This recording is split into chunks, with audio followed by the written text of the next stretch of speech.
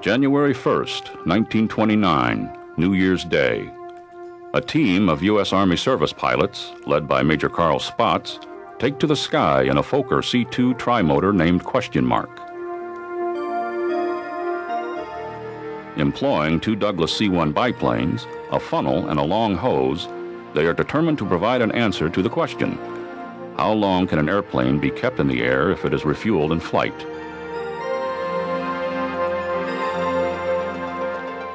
Rumor has it that Spaatz is so determined to succeed that when his flight suit became soaked with fuel, rather than halt the test, he strips down to his skin and continues wearing nothing but a parachute.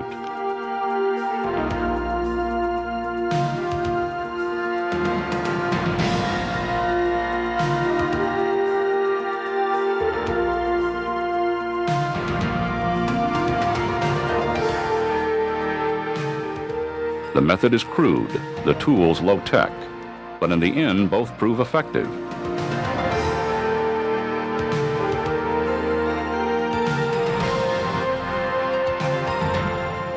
When Question Mark finally touches down after 151 hours of continuous flying, it is because of engine problems on the Fokker, not lack of fuel.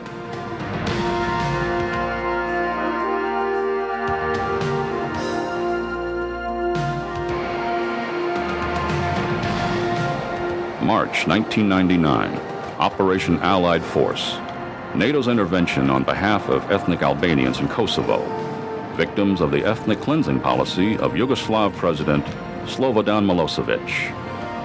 Aircraft from nearly a dozen nations take to the sky to make the point that the world will no longer tolerate mass murder as a political agenda.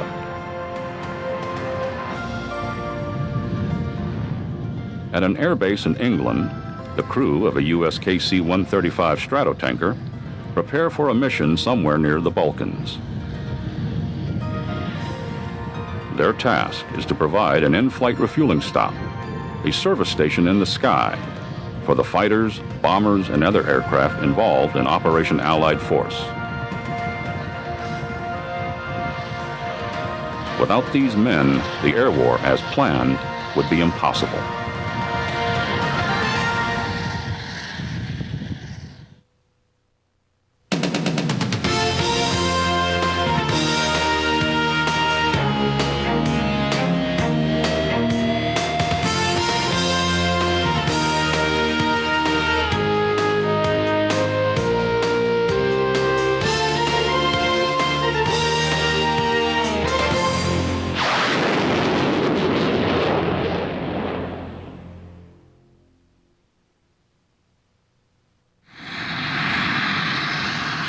Here at RAF Mildenhall in England, a nearly endless stream of KC-135s take off and land around the clock.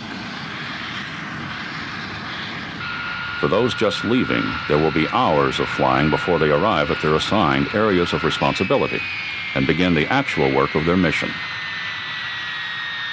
In fact, it has taken them hours to get to the point of takeoff.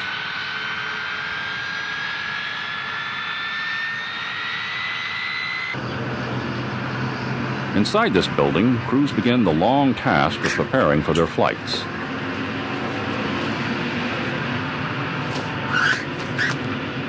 You have an Appendix A. You have a change 1 to Appendix A.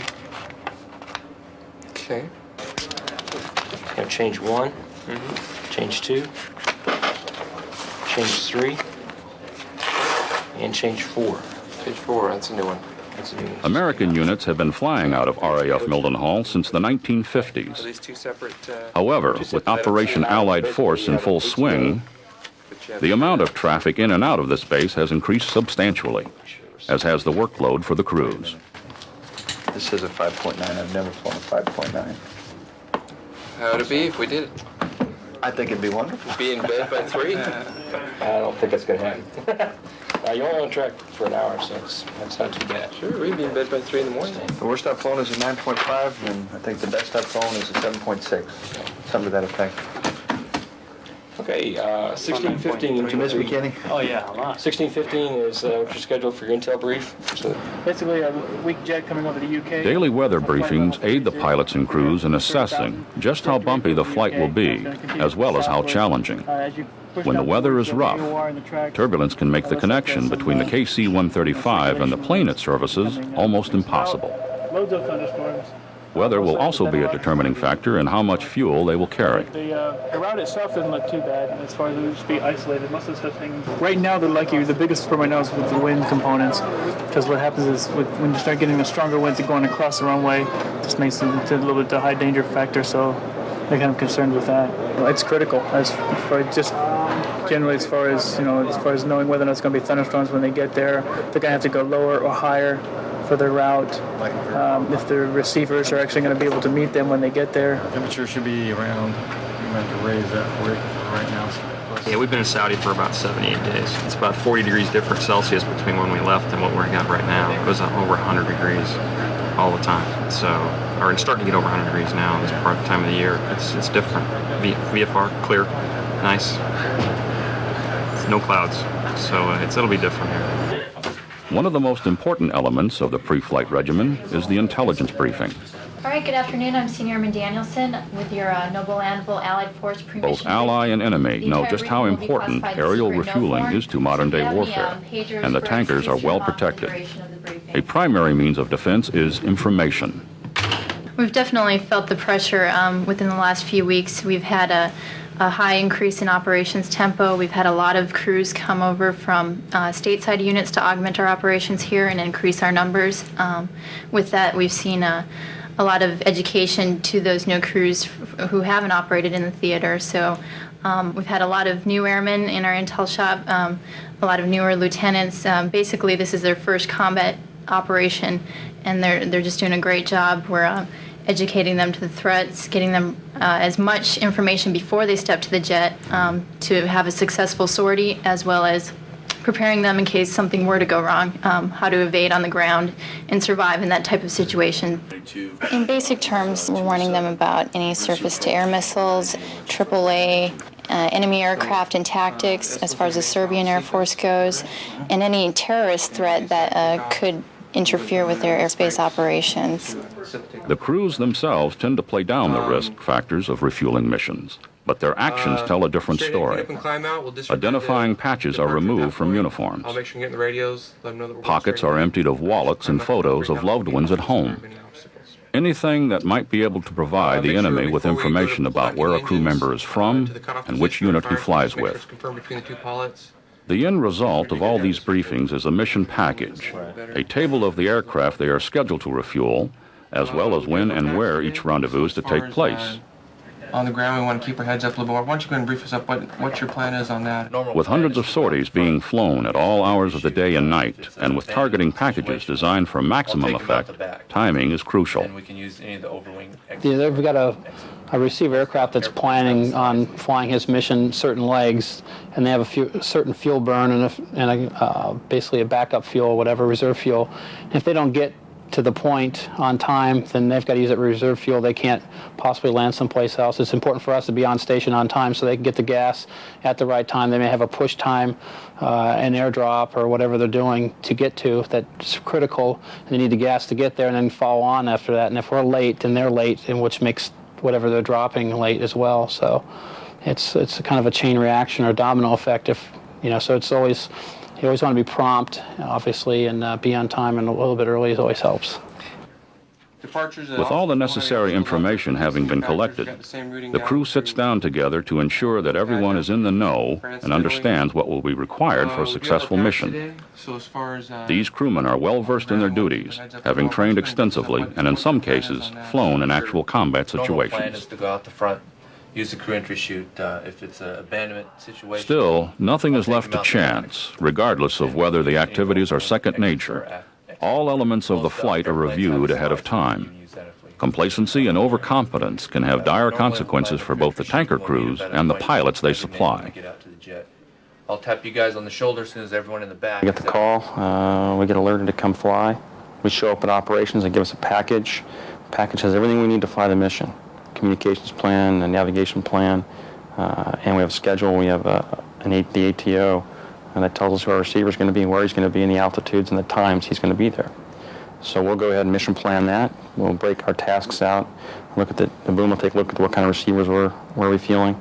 Aircraft commander will take a look at the navigation flight plan. He'll do that with the navigator. Co-pilot will go get some takeoff data and check any other mission essential items as far as airfield status and things like that. We'll get back together. We'll brief the mission. We'll know exactly where we're supposed to be and when we're supposed to be there. And the receiver gets the exact same information as we do. He knows who the tanker is going to be, where the tanker is going to be, and what times he's supposed to be on the tanker. So it's we're all speaking off the same sheet of music, so to speak. And then we'll press on and go like you saw yesterday. We go out to the jet, pre-flight the airplane, crank it up, go take off. We'll head out to the track. Get to the track at the assigned time per the ATO. If there are any changes, we'll get briefed of any changes for that. And we'll set up our orbit out in the area, and we'll at the prescribed altitudes, and the receiver will come up at his prescribed time, and we'll be looking for him also. And we'll just effect the air refueling at that point. We'll stay on station as long as they need us to, as long as we have gas to do so. And then once we're complete, we'll head on home. I've had box lunches at a lot of different places. Coming out of Elmendorf. With the mission package in place, they're on the bus and off to the flight line. The long day of the crew of Mark 137 is about to begin. Brother, curious around. Just curious. Get the flight lines out. It wouldn't do to get lost before the flight.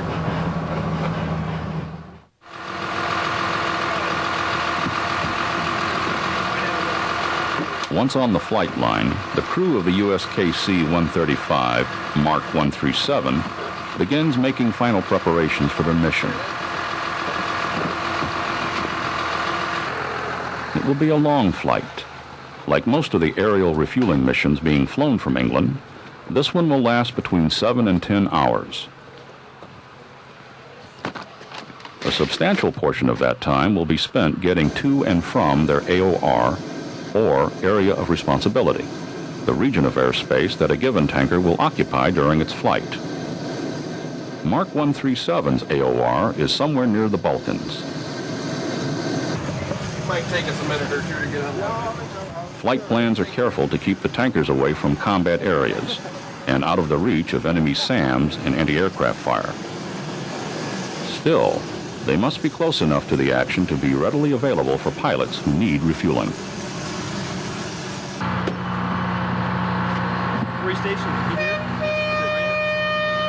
As with all flights, the pilots perform a final walk-around inspection of the aircraft before takeoff. It is unlikely that he will find any problems, since the first KC-135 was delivered to the Air Force more than 40 years ago. It has proven to be one of the most reliable and durable aircraft ever employed by the U.S. military. Of the 732 tankers purchased from Boeing, more than 500 are still in service.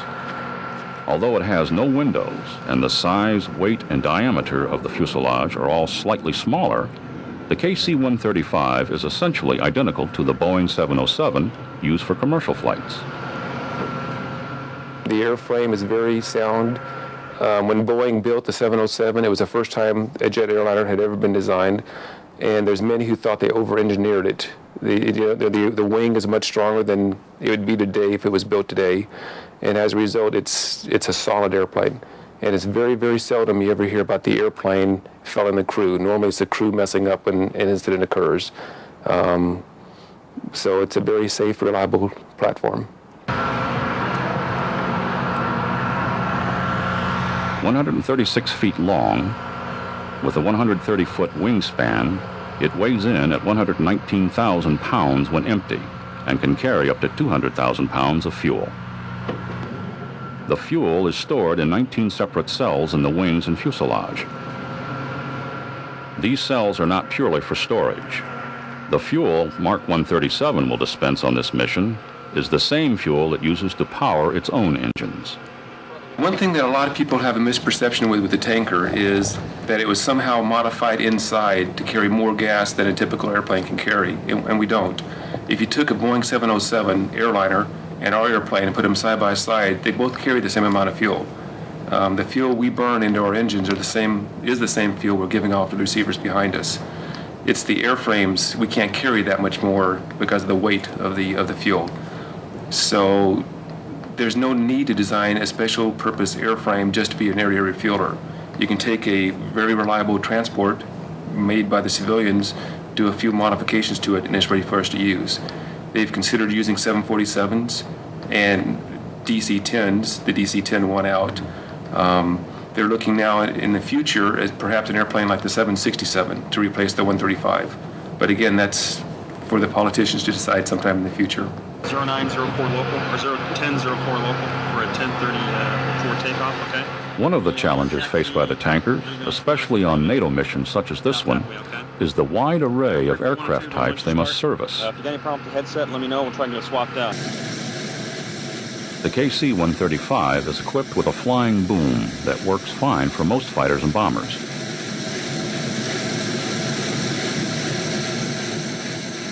It's just a hose with an adapter kit. It kind of clips on it, hooks onto it. And with the drogue, the receivers make the contact. They got a probe. Most Navy and Marine fighters have a probe on the aircraft itself, and they actually come up and make the contact. Now with the boom, it's without the hose, and it's just a normal pull, and we initiate the contact onto the receiver. Through the years, KC-135s have undergone a number of modifications to keep them airworthy and up to date. In the 70s and 80s, the lower wing surfaces, which bear most of the load in flight, were replaced with an improved aluminum alloy, less susceptible to stress. This upgrade added an estimated 27,000 hours to the useful life of an aircraft already renowned for its longevity.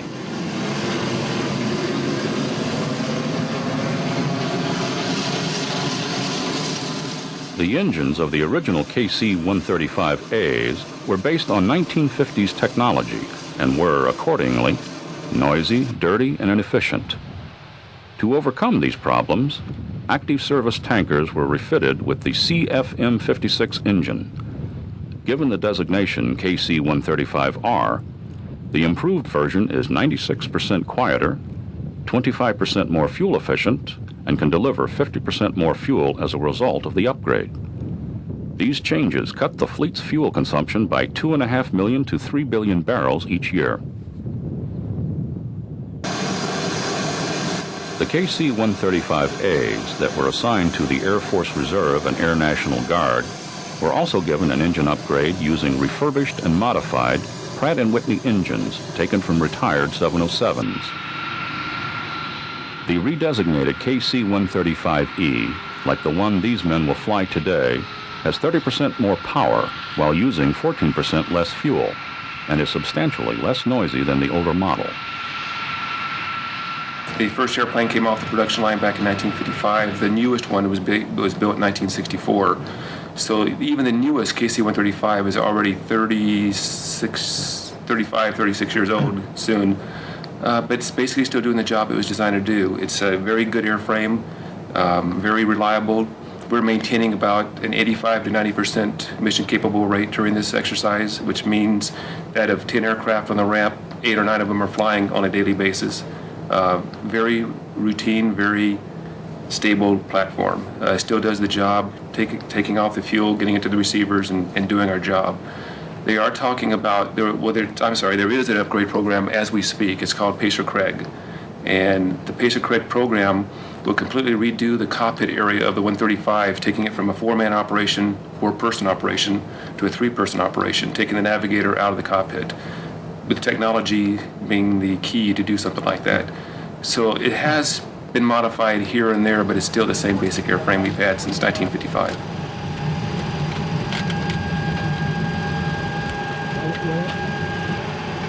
With crew and cargo all aboard, Mark 137 begins the long journey to its AOR.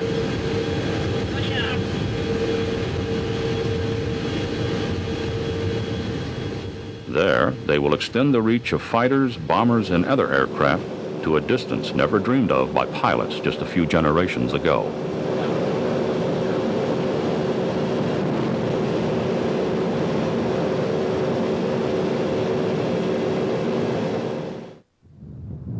Mark 137, a KC-135 attached to the 100th Air Expeditionary Wing flying out of England, is only one of more than 500 NATO aircraft that will take off each day during Operation Allied Force.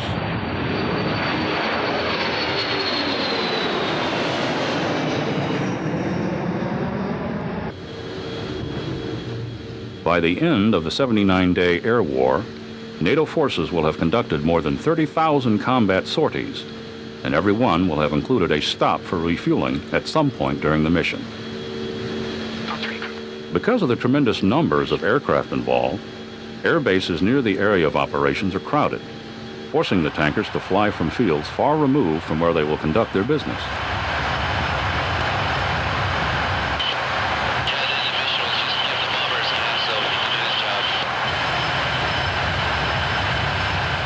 Being based in England, Mark 137 has to fly for hours just to get to their designated area of responsibility.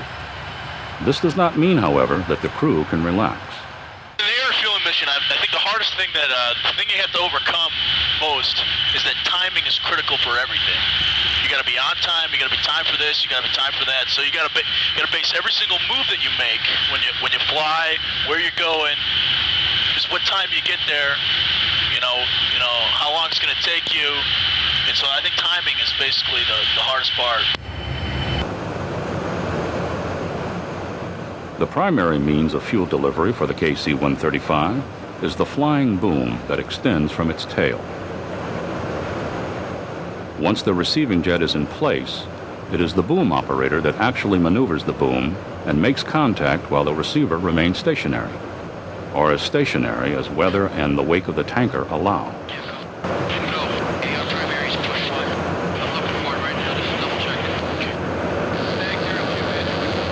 Today, however, Mark 137 will be refueling Navy jets, which have a probe rather than a boom connection. This means that it will be up to the pilot of the receiver to maneuver his probe into the drogue. The boom operator can only watch.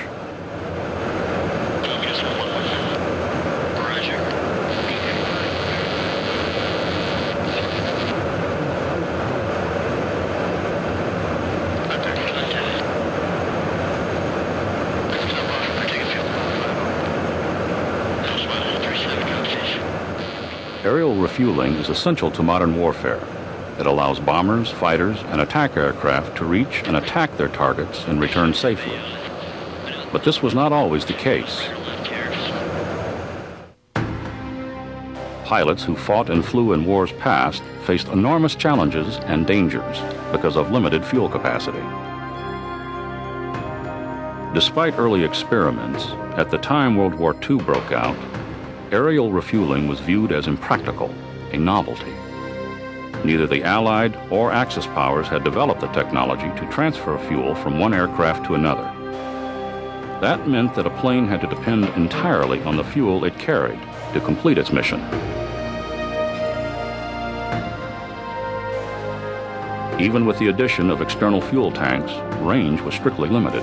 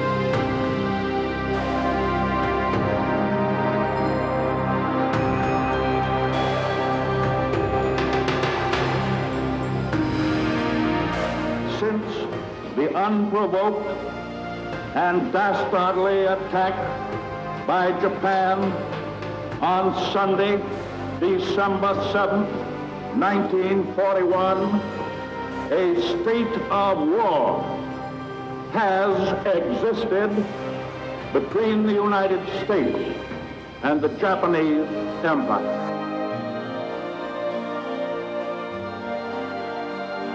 After the attack on Pearl Harbor, the U.S. was desperate to strike back at Japan. Because there was no bomber with the range to reach the Japanese mainland from Hawaii, a daring scheme was hatched. B-25s would be transported by aircraft carrier within striking distance of Japan. Once they had completed their attack, they would land at friendly air bases in China.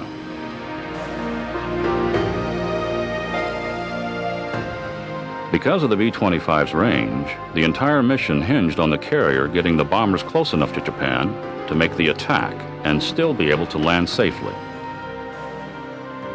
Unfortunately, when a Japanese patrol boat spotted the task force, fear that the carrier would come under attack forced the bombers to take off sooner than planned.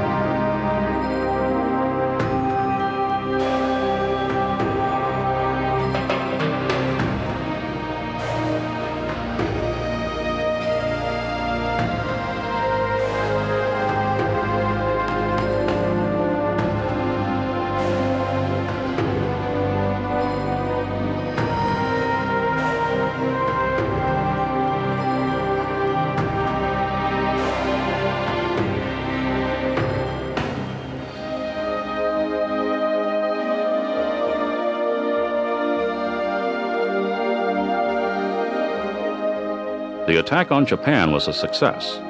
However, most of the bomber crews, short on fuel, were forced to crash land far short of their final destinations. Those that were lucky survived and returned to a hero's welcome. Those who were not so lucky were forced to make the ultimate sacrifice. Early in the war, the range of Allied bombers far outstripped that of the fighters that were assigned to protect them. For those flying from bases in England, that meant that at least part of every mission had to be flown without fighter escort.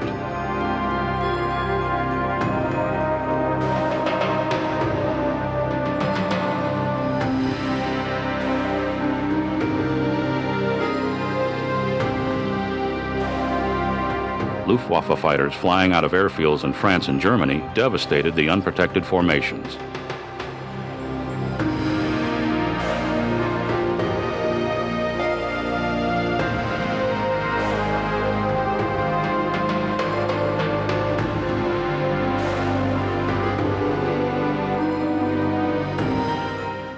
Casualty rates among Allied bomber crews climbed to more than 80%.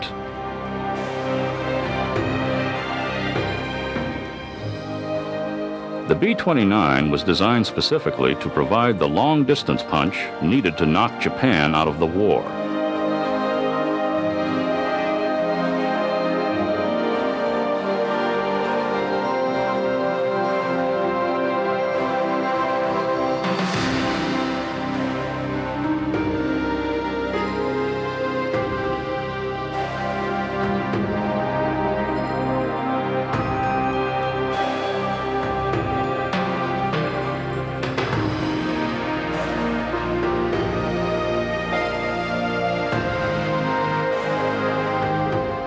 Yet, despite its long range, some of the bloodiest battles of the war were fought to bring American bombers within striking distance of the Japanese home islands.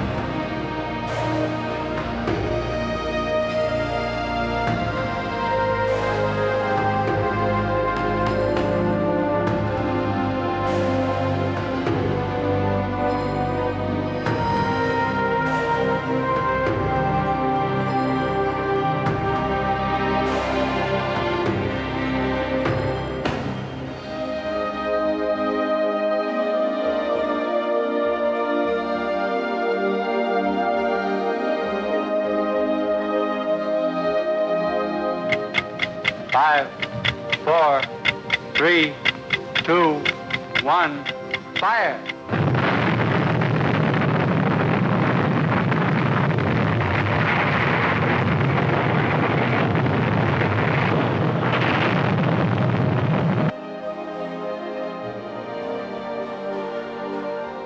Despite these difficulties, it wasn't until the war ended and the political landscape altered dramatically that aerial refueling became a priority of military strategists and aircraft designers.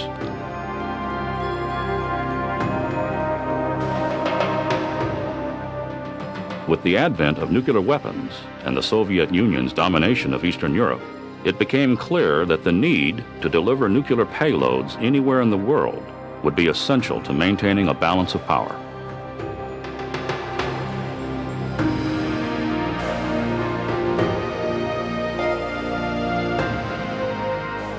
The icy chill known as the Cold War that enveloped the Soviet Union and its former allies frightened Western powers to the extent that, without warning, it would erupt into a horrible nuclear conflict. To counter the Soviet threat of nuclear attack, the Strategic Air Command demanded that U.S. bombers be able to strike anywhere, anytime. There was only one way to make that happen: in-flight refueling.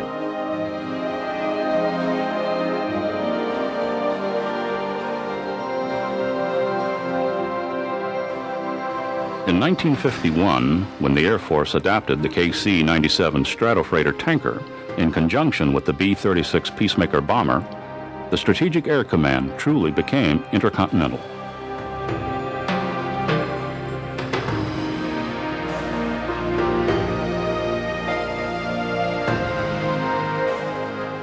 In 1954, Boeing took one basic airplane design and solved two problems. For the domestic market, they built the first jet airliner, the 707. For the military, they made the first jet tanker, the KC-135 Stratotanker.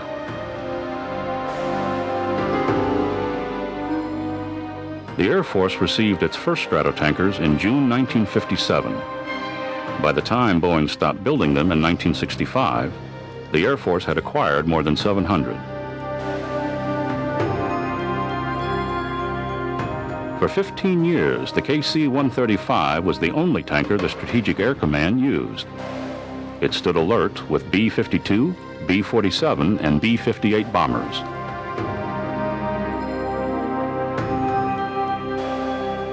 As a testimony to the longevity of the Boeing design, some 552 are currently in the Air Force inventory. They are still at work, 4 decades after first coming online. In a world where new technology makes tried and true methods of doing business obsolete overnight, the KC-135's longevity is remarkable. But then, in-flight refueling has changed little since the mid-1950s.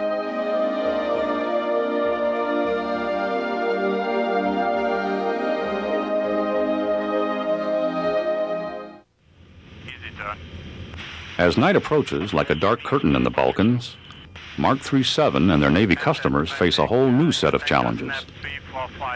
If it's clear, you give no more thought to refueling as you would taking off or landing.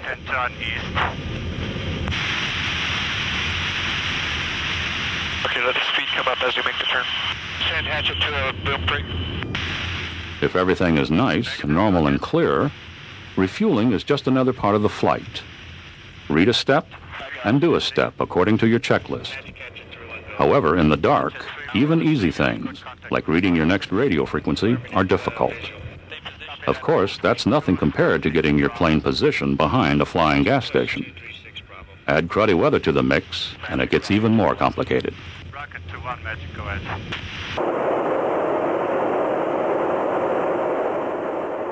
You know, if it's daytime, VFR, no clouds, you know, the tanker's really nothing. I mean, you don't even think twice about it. But, you know, I mean, there's times at night when the weather, you know, the tanker's in and out of weather. I mean, you're rejoining on this plane, and sometimes you don't see it to the last, you know, half mile, mile away as you're coming up on it, you know, and then and the tankers aren't very, you know, don't have a lot of lights on, and you don't have a lot of lights on. So, I mean, you're looking at maybe 4 or 5 lights to get perspective of what you're rejoining on. And it's just like something, if we don't have our radars at night, you can't really even rejoin on a tanker if it's any sort of weather or anything like that.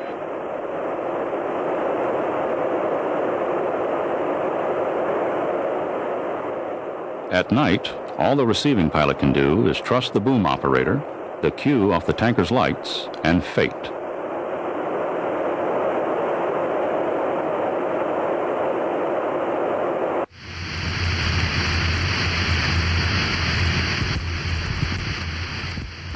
Confusion kind of reigns supreme sometimes when the weather gets bad, and there's a lot of people showing up at the tanker at the same time. So that is probably the hardest part, is just when that starts, all that communication starts breaking down, and you just need to get to a tanker now because you're running low on gas, or you're going to have to go to your divert base or something like that. That's Magic 533. 933 Magic 56. There's nothing routine about flying, and a quick scan of the instruments is reassuring. Gut instincts don't hurt either. Could you have Hatchet call out his position?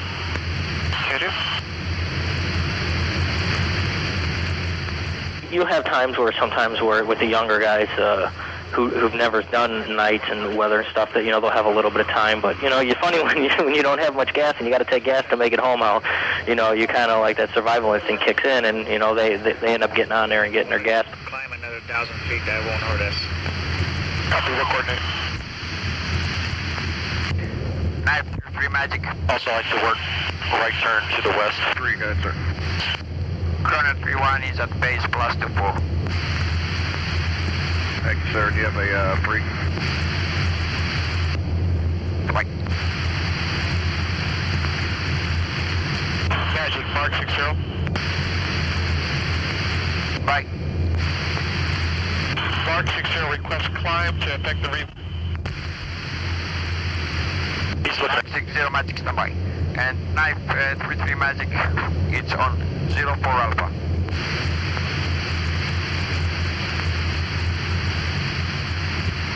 And say again for Mark 03. Break, 933 Magic, Chrono 31 is on 0. Of course, obviously younger, inexperienced receiver pilots are going to have a harder time than the more experienced folks, but I've never had any situation where we were not able to get our fuel to the receiver eventually. So they work hard, but they get the job done. 04 Alpha. 33 copies all. Clear to push 04 Alpha, my station. 5 push. 2. Mark 60 Magic 56 go. Yes, Mark 60 requesting climb to 1,000 feet up to affect the rejoin.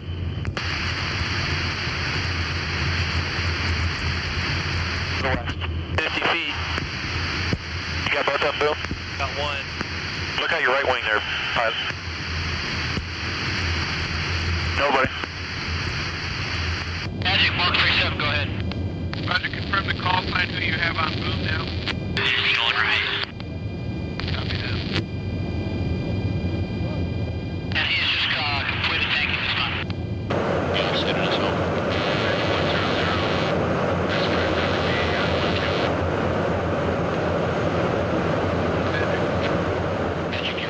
100. As Mark 37 completes the mission and returns to RAF Mildenhall, they know that they played a critical part in NATO's bombing mission. Without their efforts, the Prowlers couldn't have made the airspace safe for NATO planes, and the Hornets couldn't have reached their primary targets.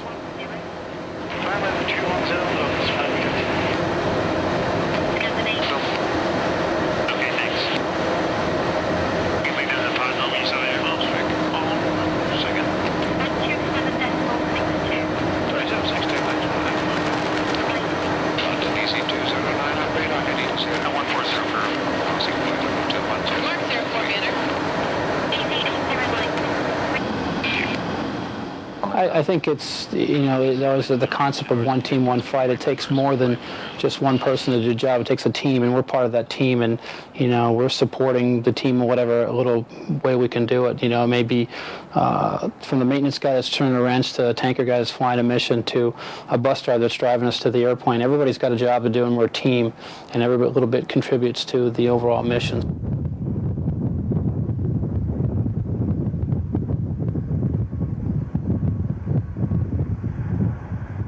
While the flying portion of the day was long and difficult for Mark 37, returning to the base doesn't mean that it's over.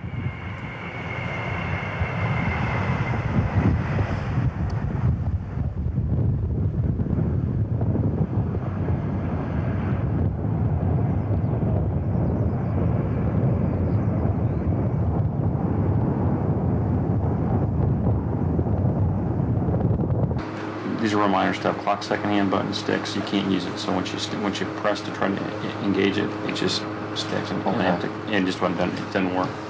Nav's in her phone. Wave switch just came off, broke. And then the fuel transfer rate and the transfer quantity gauges. Tanker 7 debrief. On the SAS were intermittent. Sometimes they worked, and other times it Roger, we didn't need work. to see jets and comm nav here, please. GAC. Before the mission has officially ended, the crew will talk with maintenance personnel about any problem they had with the plane. Then it's up to maintenance to work as long as it takes to make sure the planes are flyable for the next mission. Yeah, that's what they do. Hard work always pays off. The combat readiness rate has been 85 to 90% of their planes on daily alert. Our crew put a number down and we typed it all in the computer. Then they got changed and there was a big stink about it. Okay, let's just do a quick debrief of the sortie here. With their memory still fresh, the crew reviews the mission they just flew. Coming on back wasn't so bad, but long day. A little bit longer than the 3.3s we're flying. Come back, real nice approach. Hadn't flown in a while. Things were a little different in the area. I don't know what you thought. Their experience will contribute to the success of future missions for themselves and others. Get a whole out of Navy, all we had were the EA-6s. And you could tell some of these guys were new to the 135 basket, and you handled it right. So just stick them where you want them. Yeah, if they're not responding to lights, do what you did. Tell them exactly what you wanted to do. It's early morning in England when the mission ends for the crew of Mark 37. The crew will rest for the next 12 hours, and then they'll fly the hump again. You do. Anyone who flies with when we're called upon, this is our job, and we'll pick up and we'll press and we'll go and do what the boss needs us to do. Pretty much light, lean, lethal. That's us, and we'll come here and do our job, and be ready to fight when he needs us to. 24 hours a day, 7 days a week, KC-135s were on the job. The long sought-after peace descended on the Balkans on 20 June 1999, when the bombing campaign was suspended.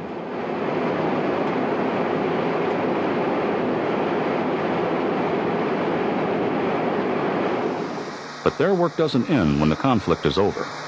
The tanker crews return to their peacetime missions almost immediately.